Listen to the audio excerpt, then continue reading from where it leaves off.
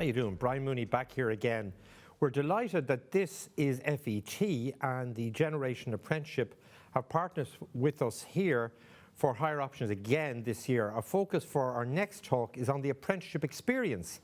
I'm delighted to be joined in studio by the Director of Apprenticeship in Solas, Alan McGrath, by Harry Angle, an apprentice negotiator with DNG Properties, and Emily Clarke, an apprentice with ESB Networks. Welcome to all three of you. My obvious background in terms of being a guidance counsellor for 20 or plus years was that apprenticeship very rarely came across my radar in the sense that it was all CAO stuff. And if a young person wanted to become an apprentice, ultimately you were basically saying, do you have family in the construction trade or in the motor trade or whatever? There was almost no resources in relation to helping students. And to a large extent, many of those students probably felt at the time that, you know, their career ambitions and their opportunities were more constrained, or I'll put it this way, less supported than those who were thinking of going to college. And today the situation has been transformed, and I know it has been. Alan, would you like to start by saying how that has been transformed? Yeah, absolutely. There's a couple of reasons. The obvious ones is the number of programs that are available. So in 2015, there were 27 apprenticeship programs, all in the craft, traditional areas. Today, in 2021, we've 62 programs. So huge expansion, another 37 on top of what we have. They're in everything from working as a lab analyst to working as in the auctioneering property sector, working as accounting technician. And then we still have really high demand in plumbing, electricians, carpentry and joinery. And part of the reason for that is guidance counsellors are being told more, so they can provide information to learners. Parents and learners are more informed themselves. They have a good handle on what kind of career that they want to, and with an apprenticeship, they are able to work in that area. So if you take the guys here to my left, they know what they want to work in already leaving school. They go into that area, they get practical experience in that area, and that's crucial for them. There's a whole campaign around this stuff that we do, Generation Apprenticeship. Our website is called Generation Apprenticeship. You'll find it at at apprenticeship.ie. And we in Solas, in partnership with the Higher Education Authority and obviously the Department of Further and Higher Education, have been working very hard at kind of expanding that provision, getting the message out, working with employers, bringing more employers. At the moment, we're working with about, in terms of a live population basis, over 8,000 employers now. Wow. In a whole range of area. There are 22,500 apprentices in the country today. Yeah. So a really big expansion and some exciting programs there. I think that the word apprenticeship, you know, I sometimes, as a guidance counsellor in working with students, you know, would have been teasing them. They say, I want to do medicine. Oh, sorry, so you're interested in apprenticeship? Yeah. You know, and of course, I said, what is medicine? What is dentistry? Yeah. You know, what any of these professions, effectively, you go into a hospital or the dental hospital, whatever, and you are an apprentice. But you know, the word apprentice had that negative thing, and it's put off a lot of parents who don't want to encourage their young people. But ultimately, what's the difference between an apprenticeship and a CAO course? You get paid when you're an apprentice. Absolutely. And I think there's a big change there, Alan. I think maybe you could tell us about it. One of the criticisms or problems that maybe were holding back the expansion of apprenticeship was that whereas under the traditional craft apprenticeships in the past, you were being paid both when you were in college and when you were on site and learning. The newer apprenticeships, that wasn't always the case. Have there been some developments in that in the last? Yeah, you're absolutely right. So on a craft apprenticeship, it's 7 phases, on or off the job. And when you're off the job, that means you're in the education phase. Yes. And you get a state allowance, an apprenticeship allowance for that, paid by the state, and your employer pays you for the other parts. In an apprenticeship like Harry's, the employer pays for all of and it's a different model. There's not like as many blocks of training as you do. Yes. It's more ingrained in your week and your monthly work. However, there are changes in that. To look at that and to attract more employers into apprenticeship, two things have happened. One is last July, so 2020, July, as part of the job stimulus package, we introduced an apprenticeship incentivization scheme. So for every employer who took on an apprentice across all of our programs, there was a €3,000 payment. Right. Almost like a grant for taking on the apprenticeship. That stimulated. We're now seeing in our registrations across 2021 huge demand. They're ahead of our forecasts for the year, and that's really, really encouraging. But that was a temporary measure, and it's due to end as part of some of the other measures that are put in place by government. However, in the budget during the week, you'll have heard Minister Harris say, and today I think there was a press conference on it, there is a new employer grant being brought in from the start of 2022. And that will, as well, when you have an apprentice on the newer programmes, you will get the grant for that, and the guys will keep their allowances on the craft. So effectively, it is financially more advantageous for the student now. Yeah. That effectively they're getting closer to what the craft... And it's more equitable for the employer. For the employer. Which is important, because exactly. we have to... Without employers, you can't have apprentices, and that's really key. And you know, the idea that apprentice gives you a skill, because of the arrangements that have been made in terms of how apprenticeships are delivered. I chair the Blackrock Further Education College Board, and we would have the accounting technician apprentices there. And they will end up with the end of 2 years, they will get a level 6. But they can then go on within 3 years to become fully qualified chartered accountants from that apprenticeship. We have people who are now doing the insurance apprenticeship, which is with Sligo IT, and they end up with a level 8 degree. There are questions around apprenticeships where effectively people can go as far as PhDs level. Right. So effectively, it's not only that you're doing apprenticeship, but that there are opportunities that, you know, actually enable you to get that formal qualification at level 8 or even higher. Absolutely. So for people who are tuning in to watch Higher Options, the good news is all of your options are good. All of the education or training programs you do will help you get to where you want to be. Apprenticeship is just a different mode of doing that. So if you take the financial services apprenticeship, which has there's 2 of them, and there's a level 8 version, that level 8 degree that you get when you leave is the same as the level 8 degree you might hold. Exactly. It's exactly the same level of qualification. The way you've got there is just the way you've learned and reached it is different. The advantage, as you said earlier, Brian, for an apprenticeship is you're actually working in the area directly. You're learning on the job. You're building your network. You're enhancing your CV. And at the end of the 3 years, the 2 years, or the 4 years, you've got those 2, 3, or 4 years experience under your belt, and you've been earning a salary all that time. So it's just a different way of doing it, but exactly the same outcome in terms of qualifications. Absolutely the same outcome. And the great thing is, Alan, in one sense, that, you know, students, and I worked for 43 years with second level students, some of them really thrive in that theoretical, you know, academic environment. Other students thrive when they get their hands on whatever they love doing and actually get to do it.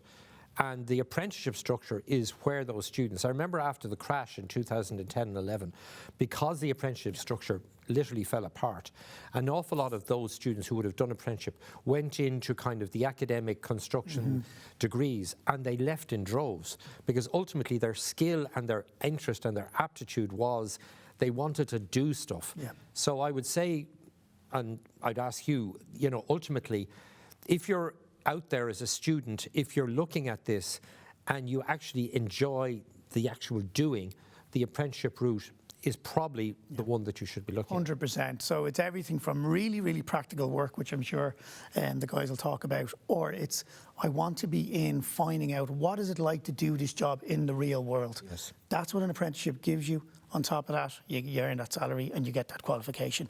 But there's everything. So we've apprenticeships in chefing, we've apprenticeships in insurance, as you said.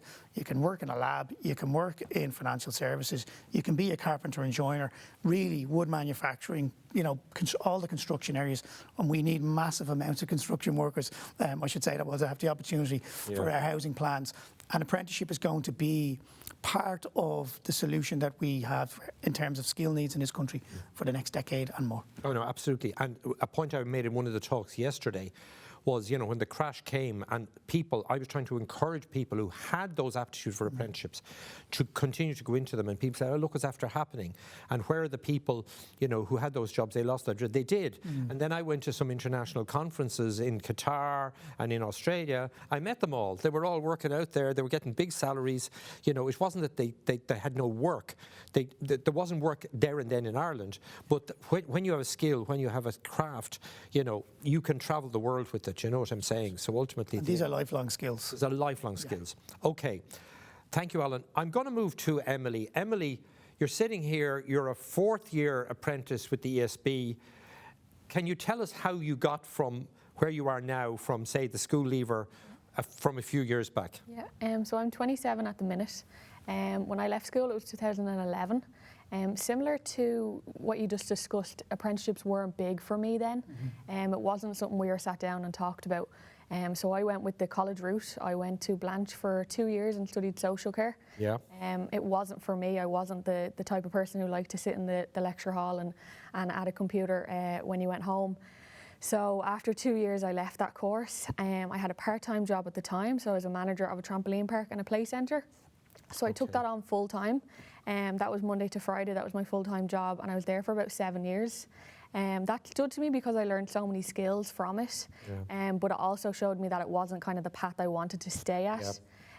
And I needed a career change, and that was when I seen an article in the independent newspaper for the apprenticeship, and they were going through their process. It was opening in mid-February. I read it, I think 1 or 2 weeks before the application process opened, and I said, this is the path I want to take, and the area I want to go down. So it was a bit of a different path to most people. We're looking for a more stable career other than a trampoline. Yeah, go on. It's a bit up and down. A bit up and down, yeah, go on. So yeah, it was more stability. It was a bit more job satisfaction. It was the type of job I wanted, kind of a job for life. Yes. So that was my process. Do you want me to? Well, I know, Emily, because the number of students who, you know, apply for these ESB apprenticeships, and the proportion that actually get called as you are, it's like winning the lotto. Explain to me that process and what it involves, and advice you might give to someone who said, God, I'd love to be an electrician with the ESB. So roughly about 5,000 apply each year. In my year, only 80 were taken on. Roughly between kind of anywhere from 70 to 80 are taken on. So it is a difficult process to get into. 70 to 80 out of 5,000. Out of 5,000 is big numbers, yeah. So thankfully I was one of the successful few. But the process it's not daunting, but it is something that you'd have to put a little bit of work towards, I would say, for anybody who is thinking of getting involved. It starts out with your basic information and your cover letter. So you put forward 500 words of why you think you should be an electrician with the ESB. From research over the last little while of other schools I've gone to, this is quite an important part that anybody looking to get in, you know, put a bit of effort into it. Don't just write down a couple of hundred words. You know, put time and effort into why you want to become the apprentice. The next stage would be your aptitude test. So there's 6 different aptitude tests. So you're done online. You're sent out a link, and you have to complete them aptitude tests within 5 days. Right. So a little bit of work can be done beforehand. It is strict. You can't have any help or anything like that on the day that you are doing them. But online you can do sample ones through YouTube and Google. Your next stage would be your interview process. So once again, you've got to do kind of just basic interview tips and techniques. I would encourage people to have a little bit of knowledge about the company. You don't want to be applying for a company that you're not interested in. You need to know a little bit of the basics of electricity, a little bit about the company. What I found interesting was just before my interview, there was the Storm, Storm Ophelia, one of the big ones, and it was something I brought up in my interview, and it just showed I had that little bit more interest, and I kind of stood out from the crowd. Anything like that, if you're hands-on, or if you're, you know, kind of the different subjects you do in secondary school will stand to you. I didn't do too many practical ones: woodwork, metalwork, TG. You're building, you're using your hands, you're working as part of a team. That will all stand to you. So if you had like pictures, or even the craft itself, like images to bring with you, just to have that little bit of a kind of upper hand. And in terms of the last 4 years, highlights, things that you say, yes, this is me, I'm in the right place? Yeah. For me, it would have to be if you're sent out to a large outage, so if a town or a village was without power, you're sent out with your crew. It could be in the middle of the night, it could be late in the evening when you start. You're working through the night to restore power to all these homes, and it's that kind of satisfactory feeling at the end. Power's restored, you turn around, you see all the lights on the houses come on, and it's just that kind of warm feeling you get that I was part of getting that power back on, or That's fantastic. It is a nice. It's surreal, isn't it? You know, when you think of some people, I wonder what I'm achieving in my job. But when you see the lights come on, you know what you're achieving, and the heat come back. I don't think we can compete. No, I don't think we can compete. Absolutely not. So that would be the big one for Thanks me. a million, Emily. Thank you. Auctioneering, what brought you there? Friends of my parents were involved, so. Sorry, say it again? Friends of my parents were involved in Okay. auctioneering, so that's where I have an interest, I suppose. But I mean, where did it start for you? When you did I left background, school. you were in I left school. like 2 years ago. Sorry? I left school 2 years ago, Okay. and then I applied to DIT to do the 3-year course. It's a level 7 degree. The auctioneering degree. Yeah. Okay. I had also applied in February, just as COVID hit, to DNG to do the apprenticeship, Okay. and I didn't get a response for ages, and I presumed, oh, they're not going to hire anyone because of the pandemic, etc. And at this stage, were you in were you in TU at that stage? No, this was all over the summer. Oh, sorry, this was all before. Yeah. Yeah. Okay. Go on. And then 2 weeks before I was meant to start the DIT course, DNG got in touch and I said I was still interested, so I had to do 2 interviews and then they offered me the job. And how has that been? I mean, auctioneering during a pandemic. How has that worked? What's that been like? I mean, I presume it's all virtual stuff, or is that? During the lockdowns, you use a thing called a Matterport where you can do like 3D tours of the houses, and people can, I suppose, have a viewing online. But a lot of people didn't like that, so they held off, and that's when things were quieter. But some people still bought without actually physically seeing the properties. Right. But that was actually a good time to buy because the prices have since gone up a lot because you still have all those people who didn't buy anything this year, you know. And how have you found the experience? I mean, just in terms, are you being paid an apprentice wage, or how does that work within You the get paid a salary. You're being paid a salary. Yeah, And at the end of the day, what is that auctioneering apprenticeship? Is it 3 years, 4 years? What is it? 2 years? 2 years long. It's 2 years. Yeah. And then you work the summer, so it's like September to September for 2 years. Right. And then you get, when you're finished, so next September I'll have my PRSA license. Right. And then I can negotiate sales and accept offers and stuff like that. Okay. Value houses. No more than the question to Emily, what are the things that you have found most satisfying about the job? What are the things that get you out of bed in the morning feeling good about yourself going to work? I suppose when you're selling someone's house, you're dealing with their biggest asset. You know, so they've worked very hard to buy the house. Like, it means a lot. They have lots of memories and stuff. And then when you can find them a new one or get the price that they need to buy the new house, that's quite satisfying. Okay. And what are the skills that you feel that this apprenticeship has given you, you know, that possibly you are there within you, but what are the skills that have been developed? I suppose the skills I've developed, confidence, body language, how to work with people, because you're going to meet so many different types of people. Right. Hard work, I suppose, as well. Okay. Can we come back to you, Alan? Thank you. Yep. Can we come back and talk about, if somebody's out there, they're looking at this presentation, they're at Higher Options today, they were thinking very much in terms of CO application process. Minister was talking to us yesterday about ways in which from this year they may be able to actually use the CO process as a way of indicating their interest in apprenticeship. The various ways in which people can maybe seek an apprenticeship or at least explore the options. Yeah, well, you asked at the start about why it is growing, and this is part of the reason it's grown, because I'm sure the Minister probably said this, but the apprenticeship just needs to be part of the conversation. So when you're 16, 17 or 18, and I should say we've apprentices who are 35, 38, all changing career, but for school leavers, look, consider everything that you've got. All your options are there. Further education and training, higher education, apprenticeships are there in no particular order. If you're interested in apprenticeship and you're sitting there thinking, I like what Harry does and I love what Emily's doing, that's really important. The first thing I would say to you is sit down with your parents or your friends. Yes. Go on to apprenticeship.ie. There's 62 programmes there at the moment, and that's only going north It's Yes. going to be more and more. We have about another 30 in development, really exciting stuff. And cybersecurity, those kinds of, really exciting stuff. So look at apprenticeship.ie, see how it works. Have a look at the programme. There'll be a brochure or there'll be information on the website. Talk to your guidance counsellor, talk to your parents, and have it there as an option.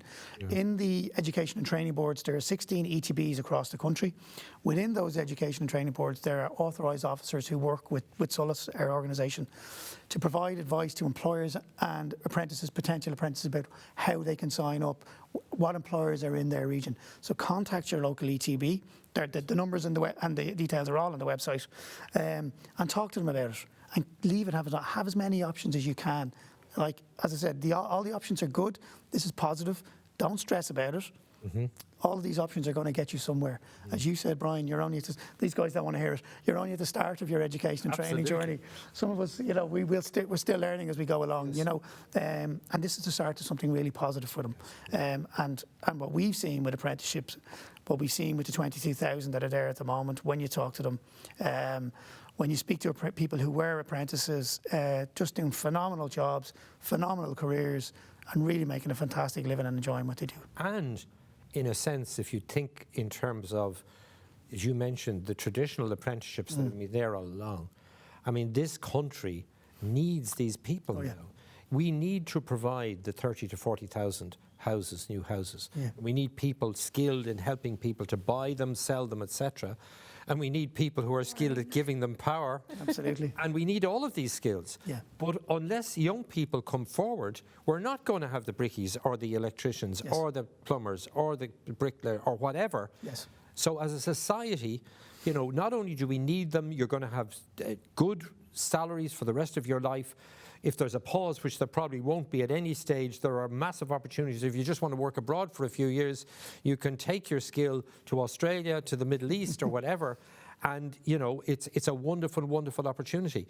And I think the Minister was saying that within the CO application process, there'll be an opportunity in which students can indicate. Absolutely, yeah. And I should have said that actually in the last question. So what will happen this year for the CAO, when you go onto the CAO website to make your application, there will be kind of what you call tiles or buttons on the screen. There'll be six of those, I understand. One of them will be further education and training, so FET and apprenticeship. You click in. If you're interested in further education and training, it is going to navigate you through to fetch.ie, which is all of the further education and training options.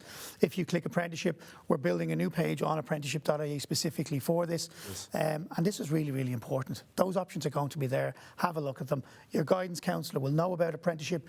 We in SOLAS are going to do a lot of work, intensive work, to make sure that guidance counsellors are aware of the opportunities more than they are at the moment, and make sure that people can access the information that they need to make informed decisions. The good news for these guys is we need tons of houses which need to be powered, and Harry can make £1 million selling all these houses in the next 20 years.